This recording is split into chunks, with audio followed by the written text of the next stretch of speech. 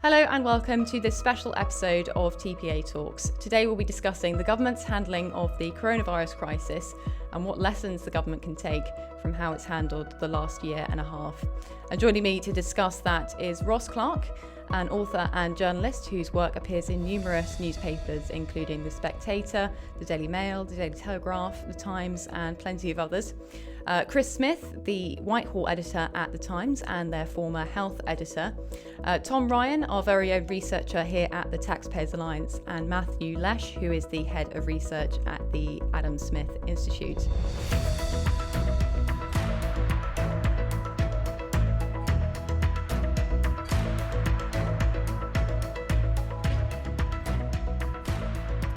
Hello, and thank you for joining us for this special episode of TPA Talks. Today we're going to be discussing the pandemic and the role of government in handling it. So I'd like to start off with Ross. Would you mind opening us up, talking about your thoughts? Yeah, in February last year, just when the pandemic, was becoming apparent, I looked up the government's plans for a pandemic, which were all published and available online, and which make quite astonishing reading now. They said during a pandemic, and this was for a pandemic which would have killed 750,000 people in Britain and been a bit more virulent even than COVID, with a death rate of 2.5%.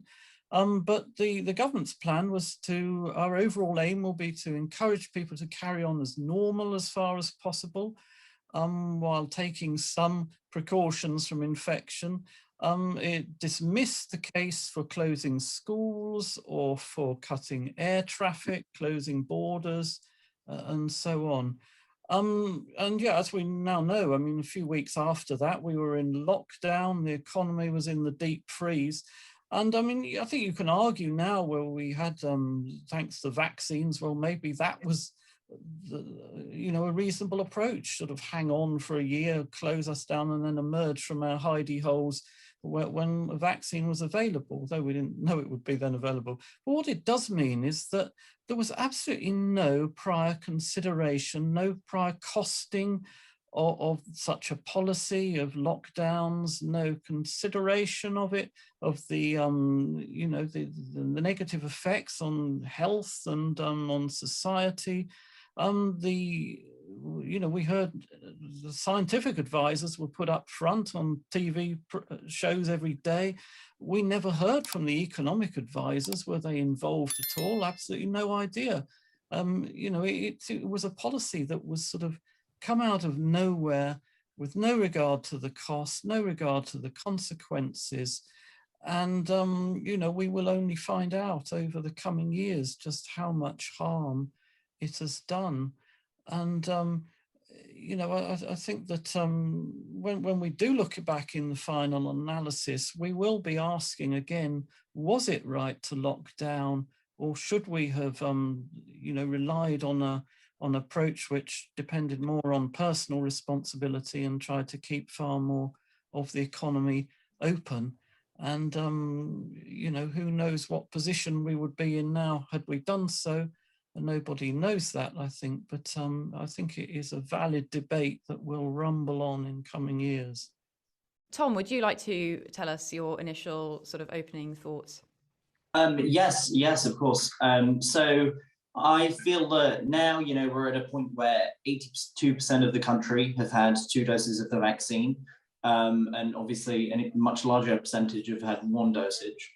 It's looking like we're sort of out of the woods. I don't think anybody thinks there's going to be another lockdown immediately. Looking at some other Western countries, I'm thinking particularly Australia has been in the news a lot lately because they've had to impose some sort of snap lockdowns due to cases. It's sort of seeming like the UK has come out of it pretty well overall. Which is great, and obviously, we all are very happy about that, and hoping that predictions of further government lockdowns for more frivolous things never happen. But I think that it's really important to remember that that's sort of the vaccine miracle. Whether it's a miracle or not, there are many things that went wrong along the way. And until the vaccines came along, our approach to the virus was pretty inadequate. I think Ross made a great point when he talked about the plans for a pandemic, because the many public health organizations we have in place whose role should have been exactly that, to prepare for health dangers of that nature, seem to do kind of an inadequate job. And, maybe now they've sort of tightened up their ship a bit. But looking back to the early days of the pandemic, Public Health England and bodies of that nature were doing very little to prepare us for what would eventually come. And then during the pandemic, there were a number of huge blunders, like keeping the borders open when new variants were emerging, and not imposing mask mandates as early as could have happened. And that basically meant that the pandemic spiraled out of control, even despite the free interventions that we could have done. So I think it's really important to recognize that even though we're in a good spot now, the government did many things wrong, and we probably are a lot worse off for it in terms of finances and many other things, like the sort of loss of life that people have had from being forced to stay indoors. Thank you, Tom. Let's go to Chris Smith now from The Times. What are your initial thoughts? I mean, you've obviously been covering this throughout the entire pandemic. What's it sort of been like, and from that particular angle? Excuse the helicopter passing overhead. It's what was interesting at the very beginning was how quickly things were changing. If you go to Ross's point about the original plans, I think what this really illustrates is, when it comes to policy making, the importance of actually integrating the scientific view with the sort of technocratic official view with the political view, because they seem to operate at completely different levels, working on completely different assumptions about what was feasible. I mean, if you read the Operation Cygnus report, that was a 2016 sort of dry run in Whitehall for a massive pandemic. The report of that is lots of civil servants sitting around the desk saying, oh, the problem we've encountered is there were just so many dead bodies that we can't find anywhere to bury them. We've run out of body bags. So what we need to do is set up a work stream in the civil service to find more body bags. And no one with any political, clout was reading this and saying, well, no, that's just not how it's going to work. People aren't going to buy that. They're not going to accept so many dead bodies. We need to do something else, which is why these plans, which people touted as the best in the world, were so useless, because it just wasn't a political issue at all. I mean, Tony Blair writes in his memoirs about snoozing through boring pandemic meetings. It was regarded as a bit of a fringe preoccupation, on a par with Lembit Obik and his asteroids, really. So, we might be now thinking, what other issues are considered a little bit bonkers in the political sphere, but are actually potentially quite serious and do some proper preparation for them. And the other point I want to make, given the theme of this is about efficiency, is I think what something about what efficiency is have perhaps been knocked by the pandemic. We have relied a lot on, in many ways, ultra efficient systems, just-in-time supply lines, healthcare systems that runs on very tight margins, and that has really been caused a lot of problems in the pandemic. It meant we had to essentially chuck money, Uncle Tom Hobby and all, for extremely expensive PPE at the height of it. It meant we had to lock down earlier and longer because the health service just couldn't cope, because it didn't have any spare capacity, and so we all had to pay the price for that.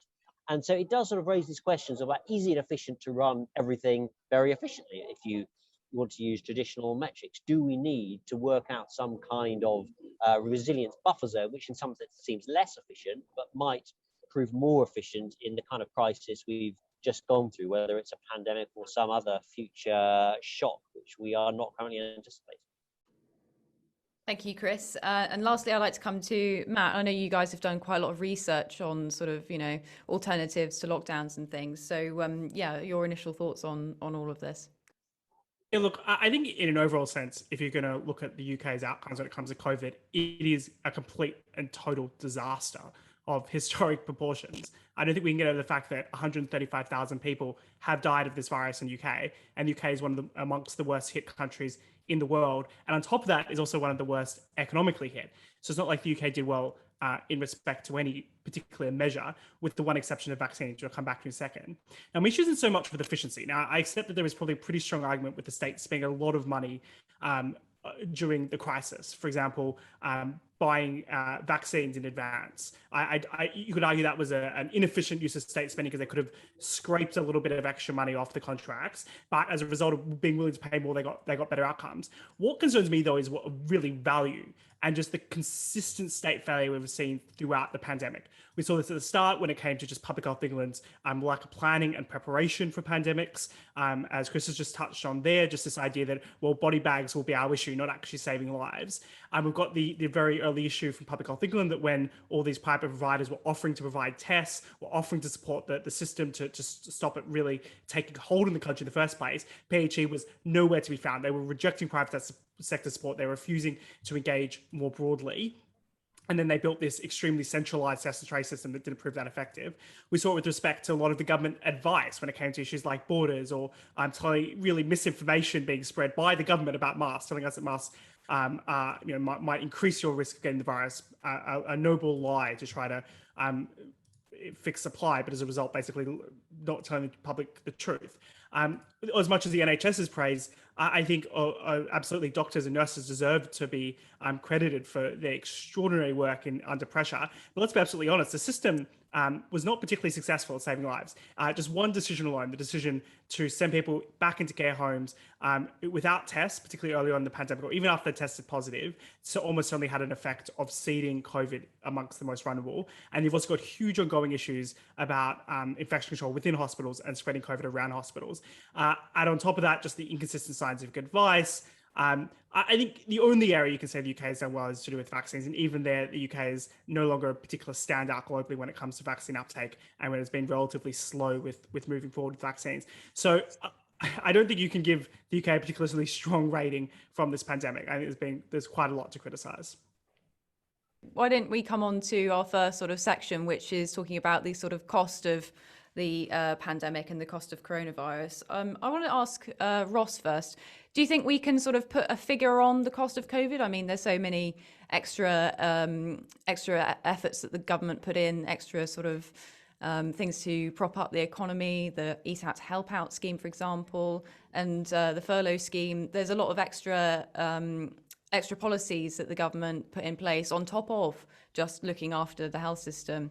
Is there a sort of estimate that we can put on the total cost of COVID? And if we can, is there a way that we could have reduced that cost? No, I don't think there is a cost we can put on it. And I don't think there ever will be. I mean, it's easy enough to tot up the cost of Eat Out to Help Out and schemes like that. But I mean, what we will never know, we don't know now and we'll never know, is the sort of cost on running human health of lockdown and the economic costs of that. You know, what would the economy look like had we done a different approach? I mean, I don't think we can ever know those things. All we can do is sort of tot up the cost of various government schemes, which themselves are obviously very horrific. And I mentioned earlier on the vaccine, the emergency vaccines, the speed at which they prepared actually makes the government response look relatively good. But I mean, if you sort of imagine a situation where those vaccines hadn't come back so quickly or hadn't been so effective, the cost that we would have sort of incurred, and things like test and trace, which is sort of almost totally ineffective, according to Sage this time last year said that. Operation Moonshot, where we're all going to be tested twice a week, and all those sort of ways that, open checkbook ways that were devised of trying to control the virus, they were almost totally ineffective when you look at the regrowth of the second wave last autumn. And yet they were costing, billions. The test and trace, 38 billion was allotted to it. I don't think it was all spent, but Operation Moonshot, the mass testing program, well, one government document last September put the possible cost of that at £100 billion, which is, about 2/3 of what we spend on the NHS every year. I mean, these are just such enormous sums that were committed to controlling COVID, and you know, had very minimal effect, as I can see it. So, you know, that's a sort of, those costs we can calculate, but we will never be able to calculate the you know, the ongoing costs of closing down society for those weeks that we did so.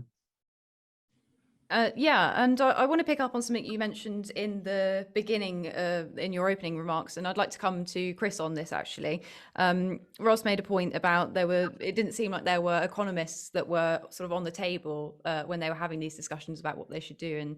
And Chris, you mentioned that, you know, there were health officials and behavioral scientists, and they all sort of exist on different planes and talk about different things in sort of very different ways. Do you think that's why sort of the economic side of this, the sort of cost of these policies, was sort of not really discussed in great length, or maybe even left out? To some degree, I mean, what is interesting is that when you speak to people like Patrick Vallance about this, the chief scientific advisor, you know, he sort of expresses frustration of this issue and say, well, we as SAGE publish everything that we give to government eventually, so everyone can see what the scientists are advising government. He says it may be that lots of economists within the Treasury somewhere are giving lots of detailed economic advice, but it's never published, and that's why the people only think they're getting one side of it. And what's interesting is that he doesn't even know, and he's in government, and you might expect me to argue this, but it does show the importance of transparency. We would like to know what arguments are being advanced, within government, and what economic advice the government is getting. Presumably it is getting some, but it's hard to judge whether it is weighing it up properly unless we actually know what it's being told. And ultimately, I think when it came to lockdown specifically, the argument did win the day that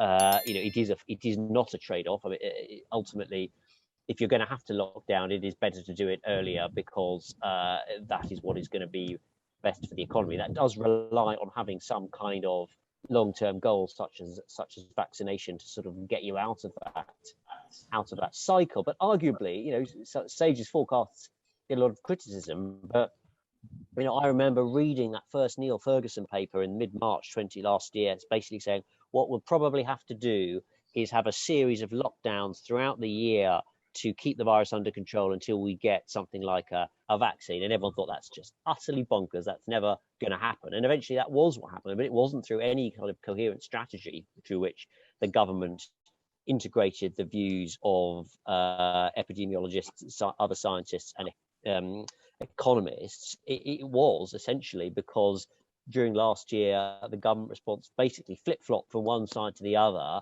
based on whether Boris Johnson had been given the most recent set of terrifying figures from Rishi Sunak or Matt Hancock, and there wasn't a coherent way of integrating economic and scientific data in a policy-making way. And I think that's more a failure of the way in which policy was made, and arguably the political personalities who made it, than a failure to take economics into account. It was a failure to work out how you balance that and integrate it into the decision alongside the scientific evidence, and that just wasn't there last year. And I'd like to come to Matt now. Sort of the same sort of question that I asked Ross. I know you guys have done quite a lot of research on, the impact of lockdown and that kind of thing. Can we sort of estimate the cost of these lockdowns, or is it impossible to figure out? Yeah, and when thinking about the cost, it's probably worth thinking first about the cost to human life, foremost and fundamentally, because I think that's where COVID has made the most cost, and it is in a sense worth spending a lot of money to save human lives. To ensure someone lives 10, 20 years longer. We do a calculation of that, and it's hundreds of thousands of pounds per person, and across 100,000 people, that's a huge amount of lost life and huge cost there. And you add on top of that, of course, all the cost of the government policies, as opposed to maybe a benefit that would have come from reduced deaths. It's really hard to do the cost benefit analysis here, which I think is really what we're trying to get to. And I can't even start to imagine how you figure that out, because there's going to be so many long-term costs from lockdowns. There's going to be some ongoing costs from the health impact on people. There's going to be some ongoing costs from lost education time, lost time to build skills, lost socialization time. And in a sense, we've all lost something. We've all lost well over a year of our lives in a situation that it means that we can't live to the fullest. And I think that's a huge cost for us as well. And I wouldn't even imagine you can start to put a figure on that. This has been a terrible, terrible time. And just go back to you on that one, Matt. Did you think there are ways that we could have, reduced the cost at all? Any particular sort of policies or things that the government missed out on that would have reduced either the cost to the economy that you mentioned in the beginning, or the cost to human life, or potentially even both, as that would be the ultimate policy goal, surely?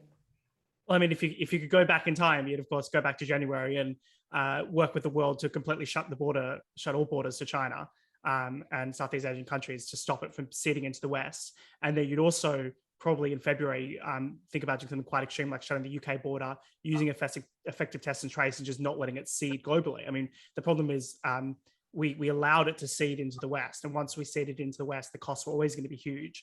And you look at the places where the costs of COVID have been a lot less, it's actually where it first appeared in East Asia, in places like Taiwan. They've barely had any lockdowns. Obviously, Australia is stuck in lockdown now, but overall has had very few deaths and relatively limited economic impact up until this point. Same with the likes of New Zealand, South Korea. Now, Japan, they're all stuck now in a bit of a terrible situation because they haven't vaccinated. But overall, they've had a substantially less cost from COVID because they've been able to manage to keep it out. So, if I could take my time machine back in time, I think trying to stop the disaster in the first place would have been the best thing to do.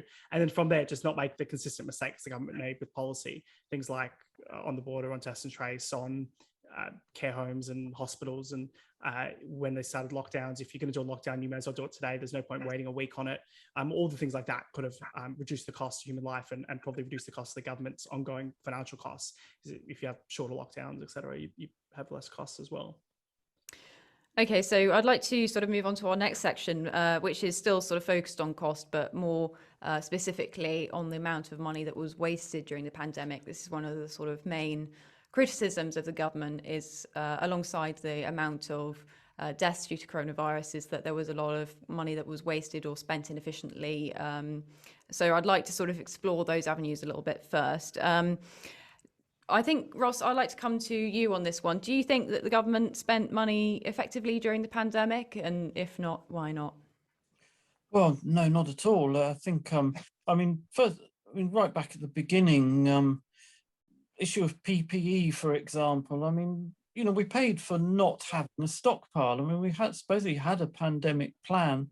Well, surely part of that pandemic plan should have been to have a stockpile of PPE. And I think we got so used to the idea of sort of running an NHS on just-in-time methods where everything just landed on the surgery and the clinic just at the right time that we sort of missed that sort of thing completely. But of course, by doing so, we condemned ourselves to paying way over the odds, because of course, when a pandemic starts, everybody wants sort of PPE and that sort of stuff. And you're endlessly going to pay through the nose, just as we're going through the same now with gas, of course, not having enough gas storage, we're ending up paying through the nose for it. So, I think there's a rather false economy to some of the sort of just-in-time obsessions. I think that on some of the other things like test and trace, which I mentioned earlier, all sort of normal procurement rules just seem to be laid aside. This is what, Dominic Cummings, in his evidence to the MPs committee, he was sort of advocating this policy of, if you're in a pandemic, forget normal rules, just spend whatever you spend whatever you can. I think when it came to vaccines, we did do the right thing in buying pre-purchasing quantities of vaccines that we didn't even know whether they work or not. And I have to, hold my hands up on that one, in that I criticised that at the time, and I think that was actually a rather inspired move to put so much money into unproven vaccines. But things like test and trace, this open checkbook, we carried on sort of spending on this, even when it became clear that it was ill-conceived, misconceived to begin with, because we never could trace our contacts. I mean, if people are going about their normal lives, and by sort of last August, September, life was reasonably normal in Britain. I mean, you can name the people who came round to dinner 3 days ago, but you can't name all the people who were in your tube carriage with you. And of course, the great phone app never worked either. An enormous, I mean, so, I understand why the government should have wanted to start developing these things and spend quite a lot of money, but they carried on spending the money even after it became clear that it was disappearing into a black hole. And I think that really is something that needs to be looked at. I just want to come to Matt again on a point that Ross made there.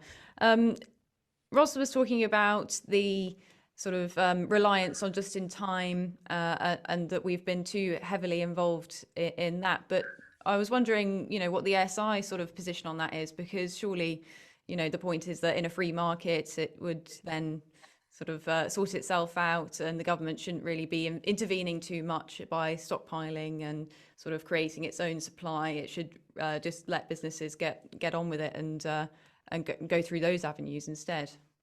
Look, I don't have any kind of fundamental, moral objection to the idea of a government stockpile. What I do get concerned about is this idea that we can solve supply chain issues by reshoring and trying to do everything ourselves. I mean, the fact of the matter is, we don't really know what the essential goods are going to be during a pandemic. Part of the reason why we didn't have enough masks and whatnot, although we had loads of, also not enough gowns and other PPE, was because we basically had a stockpile for a flu pandemic, not a stockpile for a coronavirus pandemic. And then also we had these issues where we had these guaranteed contracts that weren't fulfilled. Now, we didn't know in advance what things we were going to run out of and what things we weren't going to have enough of. And therefore, what we needed to do was be able to go around the world and use as much of our capacity. And in fact, I'm slightly sympathetic to coming to. I think there was obviously a lot of waste here. I'm slightly sympathetic to coming to that it is worth spending a lot of money during an emergency to get what you need, because the value of that to your society is so high. And the value of those masks and that PPE was so high in order to protect nurses and doctors that it was worth doing. It's worth spending a lot of money on. Maybe not exactly as much as they spent, but I can conceptually see why you don't want to use your traditional slow procurement rules in that process. Now, trying to do that all domestically, though, is not going to solve the problem. Now, you want to have some adaptive capacity domestically, but like the government literally could not have picked what the thing they're going to need next is. So obviously now we know we need masks. In future, we're probably going to need something completely different, and trying to get all that domestically isn't going to work because we could just try to stockpile everything. There's not kind of unlimited ability to stockpile. So it just doesn't, you're much better to have a diversified supply chain. And this is what actually some research indicates, that the kind of global supply chains, that if you were a company that was dependent on global supply chains, you actually in some ways you were better off through COVID, particularly if your supply chains were from places that weren't interrupted, because that meant you still had your guarantee of supply. So even if you had issues getting things domestically, it then becomes an issue of diversity of supply chain. So if there is some disruption, you have multiple places you can get goods from, and you can probably make an argument that a lot of companies have become too dependent on China, and now they're going to diversify and make sure that they can get goods from other places. But I don't think trying to produce everything yourself is the solution here. It's more about thinking in more advanced ways about supply chain management, rather than saying this is the end of globalization as we know it. I'd like to come to Tom now. We mentioned a bit about PPE and the amount of money wasted in procuring PPE. Tom, can you give us some more sort of information about that and what your thoughts are? Did we procure enough PPE, or if we didn't procure enough, would the situation have been perhaps worse for the government, and they would have come across as not doing enough to help the NHS in that? Yeah, I mean, there certainly was a certain amount of waste. So the government spent 150 million at one point acquiring masks that ended up actually not sort of fulfilling the brief. They wouldn't meet the specifications at all. So the government did waste a lot of money. However, I do agree with the principle that it's probably better to waste a bit of money trying to stop the pandemic in its tracks. I think that the problem wasn't, merely a matter of, how could the government shore up supply chains or whatever. It's also a problem of the things that the government did do that it could have helped us by not doing it all. So the Advertising Standards Agency, for instance, early in the pandemic, struck down some adverts for masks, saying that they would inspire fear, unnecessary fear of coronavirus. And the Nerve Tag, along with a number of other government public health bodies, were saying from quite early on that masks are useless. Jenny Harries, who is now the head of the UK Health Security Agency, so got a promotion after the pandemic, said herself that masks can sort of capture coronavirus and whatever. And so while I can't, everybody makes mistakes, I think that it shows that there's a lot of stuff the government did, particularly with regards to PPE, but also in other areas like perhaps Eat Out to Help Out, where they spent a lot of money or spent, any amount of money, and they actually made it rather worse. And so it's not the fact that the market couldn't supply enough masks, although, certainly that's been a problem at times. It's that the government really could have saved money and lessened the problem by merely not doing, the government and public bodies funded by the government could have helped the problem by not doing anything at all. So I don't even think it's necessarily that complicated. I mean, so for instance, Eat Out to Help Out may have raised the rate of infections by anywhere between 8 and 17%. Maybe we'll never know how much exactly that happened, but 850 million for making the pandemic worse when, we know that in itself, the virus has an effect on the economy, even if we don't lock down, is, not a great deal. So it's not merely about what the government could have done, but it's about what they could have not done. And finally, just I'll come to Chris, sort of asking the same question. I mean, there's been a lot of write-up in the press about some of the nefarious, perhaps we should say, contracts that were drawn up during the pandemic, particularly on PPE procurement, and some sort of contracts that were sort of rushed through or jumped through a few hoops, maybe too quickly. But, do you think, the public have said this is all, a disaster, but would they not have also said the same thing if there wasn't enough PPE to supply the NHS?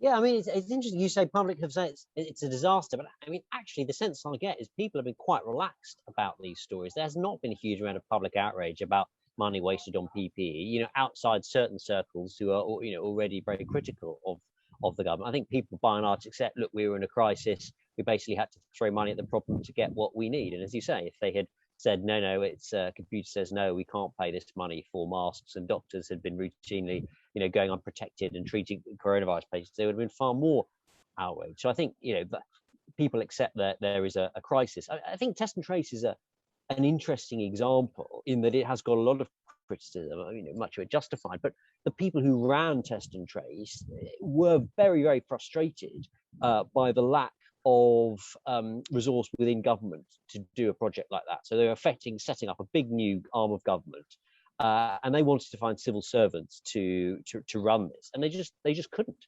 There was not the capacity in central government because, again, the normal time thinking had been about efficiency in the sense of not having much slack in the system, getting by with as few people as possible, and that meant there was just no one there to do those jobs, and they had to effectively get by through a combination of press ganging people from other departments and saying, we're basically forcing you to work on test and trace, and paying hugely expensive management consultants to come in and do work which could have been done a lot more cheaply by civil servants. So the people who run that are now making a strong argument, well, we need to have some kind of contingency adaptive reserve, as I think Matt put it, for future disasters. But that, of course, raises the question, well, what is that, and what other disasters are they going to be? I mean, UK Health Security Agency is trying to work out, how many contact tracers, how many tests are we going to need, next summer, next winter, and no one really knows the answer to that. So it is quite hard to plan with any sense of efficiency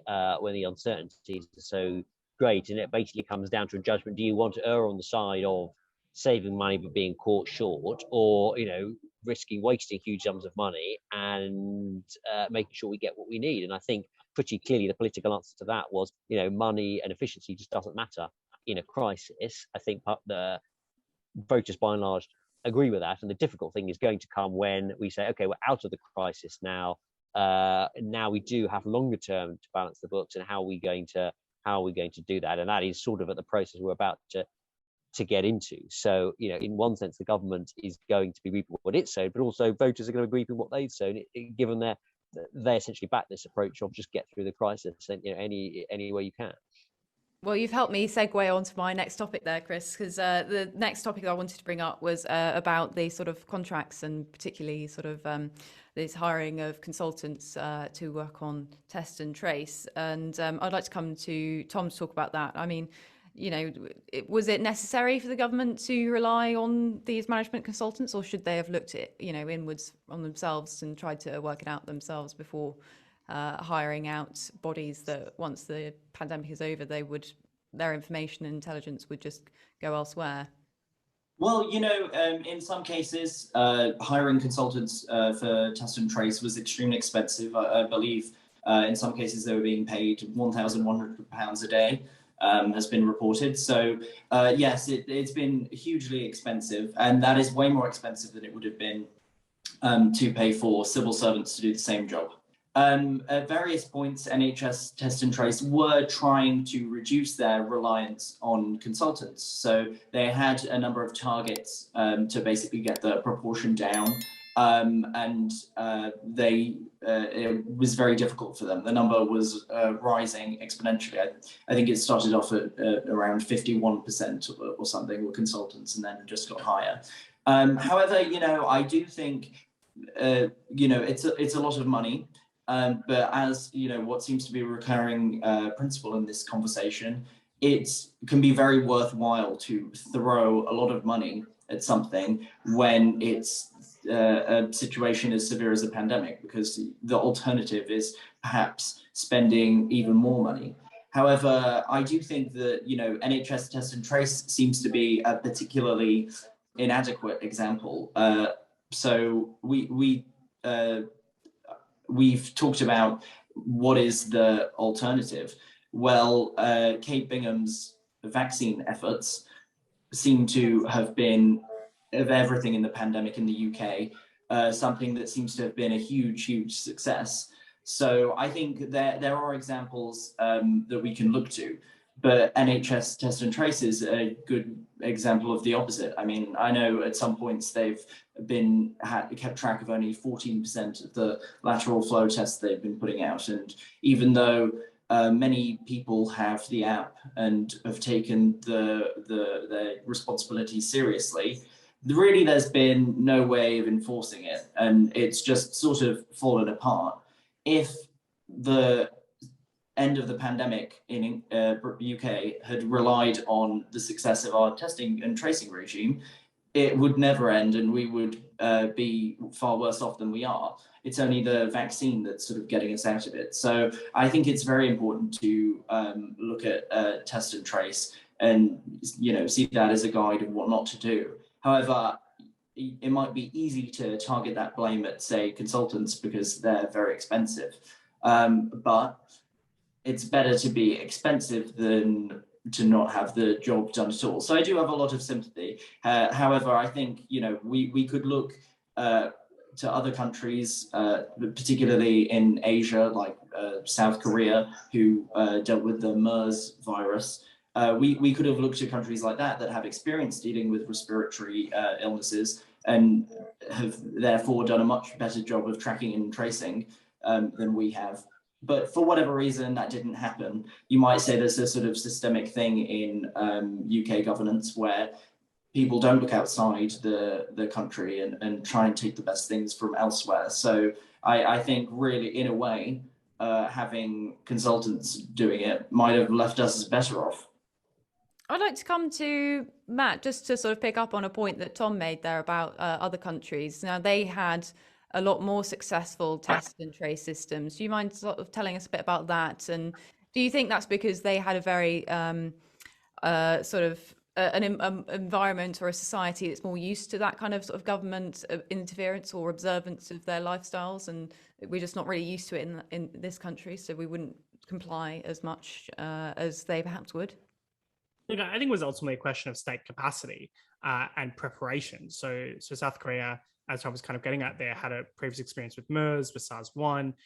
So did China, Taiwan, even Vietnam, particularly in the first wave, did very well. Thailand, and then even Australia, which didn't have extensive experience from previous pandemics, seemed to be able to, at least in most parts of Australia, build up the capacity to do test and trace. I think it's actually a good example of state capacity. What is your ability to operationalize something like the technology which we have, which is to do the test, but scale that up, as well as the ability to do the contact tracing and follow people up. And it is certainly possible to do. It's certainly succeeded in these countries, pushing cases down extremely low, often without lockdowns and until recent history. I just think they were fundamentally far better prepared, and they were far better structured. So a good example of this is the UK government is very centralized, and naturally when they went to make a test and trace system, they designed one central system rather than using the existing tracing abilities that at least in some capacity existed in the public health teams at a council level, that had already had some experience doing notifiable diseases such as STIs and other diseases that they do contact tracing to. So the decision to centralize all this and do it from a top-down process and design a new system from scratch with a lot of consultants and very costly didn't seem like the best approach, for example. So there might be something in terms of learning about how centralized the UK's administrative state has become, and a lot of South Korea's approach is about localized health teams, and same in New South Wales and Australia, they have localized health teams and all over the country that are responsible for contact tracing. Because you only do contact tracing when you have relatively low number of cases, which the UK has only had some points during this pandemic. Or at least contact tracing is not particularly effective unless you have a lot on the lower side of case numbers. Ross, I'd like to go back to something that Tom was talking about, and we've all sort of mentioned it, the success of the vaccine programme. Now, Kate Bingham, she was an outside an outside voice. She wasn't a member of the government, and she was a businesswoman, and she, effectively managed the team to develop the vaccine rollout. Why couldn't we have done the same thing with test and trace and having a sort of, we had these consultants, why weren't they effective? Mm-hmm. Well, I think we did try and do the same. The government tried to do the same, and the approach was, the Cummings idea of, pay the best and get the best, hang the cost. The sort of premiership approach to government, if you like. But I think there's two sort of objections to this, and reason why it's not always going to work, although it did in Kate Bingham's case, maybe. Firstly, the assumption that you get the best when you pay the most is not always true. I mean, I think you pay a lot to consultants. I mean, I think you get the most assertive consultants, but you don't necessarily get the most effective ones. And certainly, those consultants on the test and trace thing are very good at talking up their own abilities and rather less good at delivering. But I think there's the longer term effect of this approach of just saying, oh, we're going to throw rules out the window, we're just going to pay whatever we can and pay as much as we can and assume that we're going to get the best.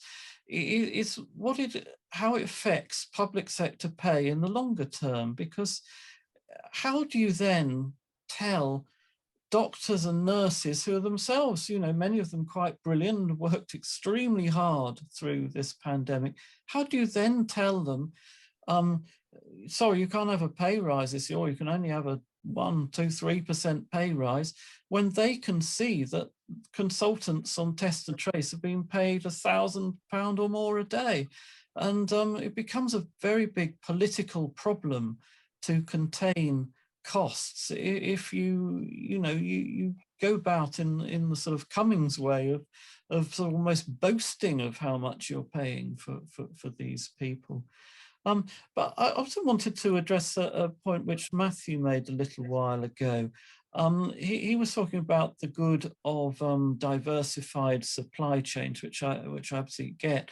But I felt that he was trying to equate it with free markets. And I think one thing we have learned in this pandemic is that great though free markets are and how they normally deliver the goods, they don't necessarily give us diversified supply chains. And we're discovering this now with carbon dioxide.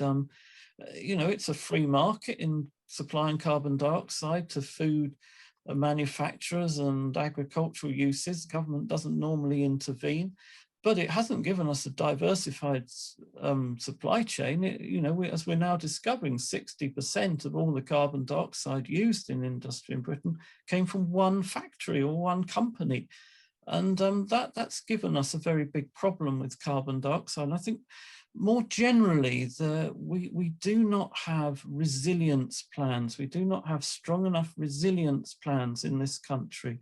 We are very, very good at promoting the benefits of the free market. But we sort of blind ourselves to the possibility that sometimes in extreme situations, the free market is not going to work because, the world might be closed down to a pandemic. And we don't have a national food security plan. We don't seem to have a national energy security plan, or certainly not one of them. We closed down half our gas storage capacity. And I think one of the lessons to be learned from COVID is we do need these resilience plans. Even though we might champion the great good of the free market for day-to-day benefits it gives us in low prices and consumer choice and so on, we do also need resilience plans. I'll let Matthew come back to that, and then I'll come to Chris with his thoughts on the sort of test and trace program. Look, with all due respect to us, I'm just not sure the state has the capacity to do the most basic of functions, let alone manage to basically have some kind of czar deciding resilience and where we get certain products from at certain times. Yes, we know that any system can deliver occasional shortages. Free markets have broadly delivered abundance over time. Where we tend to have issues is where the state intervenes quite a lot, which has caused plenty of issues in our energy system, for example, that I think directly relate to the shortages we're seeing today. I just can't conceptualize how we can manage a central planner having any better idea about what products we need resilience in at any given time. And the market is extremely adaptive. We saw this at the start of the pandemic when we had all these fears of runs on supermarkets. In fact, all the supermarkets managed to very quickly ensure that thousands of products were delivered in stores as we needed them, and the shortages only lasted days rather than weeks or months. So it was basically pretty quickly possible to get everything you needed. And you compare that to the government trying to provide one thing, and the government was trying to provide people with masks and other PPE, and they massively struggled with the logistics of that. The state is not very good at running supply chains. I don't think they'd be particularly good at making backup resilience plans for them either. We have to tackle issues as they come up, and I think markets actually are very good at adapting to tackle the issues that we face as through the price mechanism. When a price goes up, more people go into the market, et cetera, et cetera. So I don't think we need a state involvement, a central planner, and I don't think they do a particularly good job at it. Okay, so Chris, just coming back on that test and trace question, particularly something that Ross mentioned was that it's very politically difficult to justify the expense paid on these consultants, especially given the fact that there were reports of people working for test and trace that were supposed to be doing phone calls and getting in touch with people, and they were sitting there doing nothing all day. What's the sort of public reaction to that, and does it make it more politically difficult to sort of then restrain spending in other areas as we emerge from the pandemic? Well, what I think is interesting about test and trace is that by and large, testing has been quite good, and the tracing has been not so good, to be crude about it. And what is interesting is that the money, the vast majority of the money spent, indeed the money wasted, has been on testing. I mean, of the 13 billion that test and trace have actually spent, as opposed to what it's allocated, well over 10 billion has been on tests, and billions of pounds of that have been on lateral flow tests, many of which haven't been used, of questionable value. Whereas the contact tracing part of it, or the controversy has cost, I think, under 200 million so far. So, again, voters seem pretty relaxed around, chucking huge sums of money at this. It's when it doesn't work that it's the problem. And I think, yes, the problem with the contact tracing was it was outsourced, not necessarily the fact that it was outsourced, but outsourced to basically call center workers who had no experience or knowledge either of contact tracing or of the areas that they were trying to deal with. So they just, frankly, just weren't up to the job. And, yes, it would have been better to use a more decentralized system. It would have been better to have that capacity ready, like places like South Korea did. But, interestingly, going back to the point about state capacity, people again in the system said one of the reasons why they couldn't use local contact tracers, local people, local knowledge at the beginning was frankly an IT issue. They just couldn't work out how to get the information from one computer system to talk to a centralized computer system in a quick enough time to actually make that tracing possible. And again, this is a matter of the capacity of central government, which has been shown to be quite lacking a lot of times in this at some quite basic functions. So I think, and the other thing, of course, that arguably contact tracing for this disease has been quite hard when so many people are asymptomatic. And those countries like South Korea that have succeeded have been pretty intrusive about the way they've done it. I mean, tracking people's phone, geolocations, using credit card receipts, all that kind of thing, which people didn't want to do initially here because they thought, oh, people will never wear that. And I think if one thing the pandemic has shown about Britain is that people are very, very relaxed about massive government intervention. This idea of Britain as a freedom-loving nation has completely gone out the window. People don't love their freedom. They like security. They want to be looked after. They probably would have accepted having their mobile phone tracked if it would have stopped COVID. So I think the more fundamental question is, what actual kind of society do we want to live in? And I think using real preference, there's been a pretty clear answer during COVID, and it's not one that is overly concerned about waste. It's not one that is particularly keen to give me liberty or give me death. And I think that is inevitably going to have an impact on how politics, public spending more widely is looked at after COVID. I just want to sort of come back to you, Chris, on one particular point you made there. You were talking about the sort of lateral flow tests and how that was where the sort of waste of money was. And Tom mentioned it as well. He said, I think it was about 15% of the tests have actually been used. But I think it's the case that a lot of them might have been used, but it's the fact that they've never been put into the system by the public that have used them. Perhaps they got a negative test and they didn't think they needed to sort of verify their results. So is it more the public's fault for not sort of engaging with the system, or is it the government's fault there for not really communicating what the public was supposed to do in those particular sort of circumstances?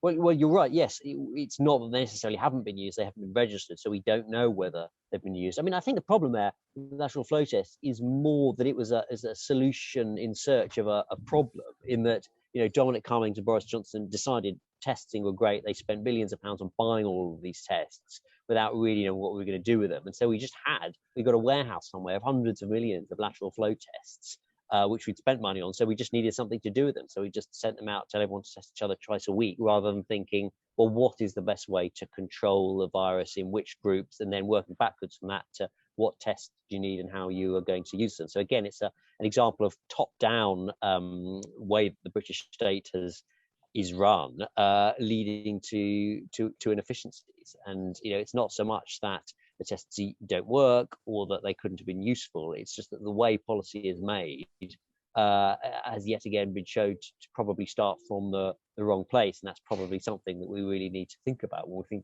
trying to work out how we could respond better to something like this in the future. Again, you've helped me segue onto my next sort of concluding point there, which is to ask the panel what they think the sort of lessons are and what we need to really think about going ahead from this crisis, and how we effectively manage government in future, and perhaps for future crises, which a few of you mentioned, we don't perhaps know what they're going to be. So I'd like to go to Matt first, just to pick up on a few points that Chris made, that we're not this freedom-loving nation that sort of the Adam Smith Institute might say that we are. So the government has used COVID as a chance to expand the role of the state. Is this now irreversible, or is there a way that we can sort of roll this back in the coming sort of months and years? There seems like a bit of a central contradiction here, which is, on the one hand, we seem to understand that the state has failed dramatically during COVID, and yet on the other hand, there's all these demands for the state to do a lot more things, which seems totally incongruent to me. It doesn't seem like the lesson from COVID is, well, we now need the state to control more of our lives and intervene more in the economy and whatever else. What I'd really like to see, and what I think the key lesson here, and it's not necessarily something about how much money you spend on the state, it is more of a question, though, of state capacity. So places like Singapore is a good example here, spend far less on public services and yet far better outcomes. Classically in healthcare, they spend about 5-6% of their GDP on healthcare. They have a much better structured system, which ensures that the patients get much more of what they need, and there's a lot more patient choice, et cetera, et cetera. So thinking about how we structure government in the most effective way possible to deliver for people and have the capacity that it needs to respond to a crisis like COVID efficiently and capably, as well as in a cost-effective manner. It seems like right now the UK has what is becoming an increasingly expensive government. Classically, this idea that, well, the UK kind of has US level taxes, but wants European quality services. Well, we don't really seem to have US level taxes anymore. In fact, taxes are going kind of up and midpoint perhaps in Europe. And then in terms of the service quality, it's a lot lower than places of like Germany or the Netherlands or even France when it comes to things like outcomes. So I think there's a lot to be thought about how you can reform rather than just spend money and improve the capacity of the state to deliver services for people. I think it's something we all have an interest in. Whatever the size of the government is, we should want it to be delivering the best possible bang for buck and delivering good outcomes for people. Ross, the same question to you. What sort of lessons for the government has come out of this pandemic, and what should we be preparing for in the future? Well, I think, as a point I made a little while ago, is that the resilience, that's what's missing from British economy, British government, as far as I can see, and that's what we've been missing all through this pandemic. And I mean, I have sympathy with Matthew's point that the state obviously often does underperform, and the private sector often does produce the goods. But I mean, when I talk about, say, a national food security policy, I mean, I don't envision a room full of government planners lording it over a network of government warehouses full of Ovaltine or whatsoever. I mean, I very much see Tesco and Sainsbury's being very much part of it. Obviously, they are the food infrastructure, but just to sort of work with private enterprise and say, well, look, we could have a situation, we could have a pandemic, and we might need a lot of PPE in a very short time or whatever, and work with the private suppliers and say, well, how would you do it? How would you deliver the goods in a very short time? Do we need to stockpile and all this sort of thing? But to work, public and private sector work together on this. But I do think that we went into this pandemic without the sort of emergency planning infrastructure that we have had at points in the past. I feel that's sort of been dismantled, or it's been allowed to go to waste. And going back to the very first point I made, quoting the government's pandemic plans as they were in February 2020, were absolutely hopeless and treated as a complete joke. And as somebody said, Tony Blair sort of said he yawned through pandemic planning meetings. I think we've got to take that sort of disaster planning, that sort of civil defense sort of thing, which was, very strong in the sort of 50s and 60s in the post-war period, which had been allowed to atrophy. I think we've got to sort of rebuild that planning capacity for emergencies. Tom, you mentioned quite a lot about the failures of, government. Do you think they're going to learn from their failures, or is this a sort of never-ending series of mistakes that will just be forgotten and swept under the carpet? I don't think that the government is going to learn its lesson. I think I alluded earlier to Jenny Harries has been made head of the new UK HSA, who very prominently said in the media early in the pandemic that masks don't work, which was the consensus of a lot of the public health organisations in this country. I think it reflects a broader fact that our public institutions have sort of forgotten what the really important things are and are very happy to make their job the trivial, or they're happy to take anything which can satisfy their own ideological inclinations. So PHE back then, before the pandemic, seems to have been obsessed with obesity and clean air. far before they get around to things like pandemics, which, it's not to say those things aren't important, but obviously if you're thinking public health, the number one, one of the number one threats is something like a pandemic. That's really an emergency. So I actually think I sort of depart with Ross on this part, because I think that we already have a great number of institutions taking a great deal of money that should be doing that sort of stuff, that should be making us resilient in terms of public health.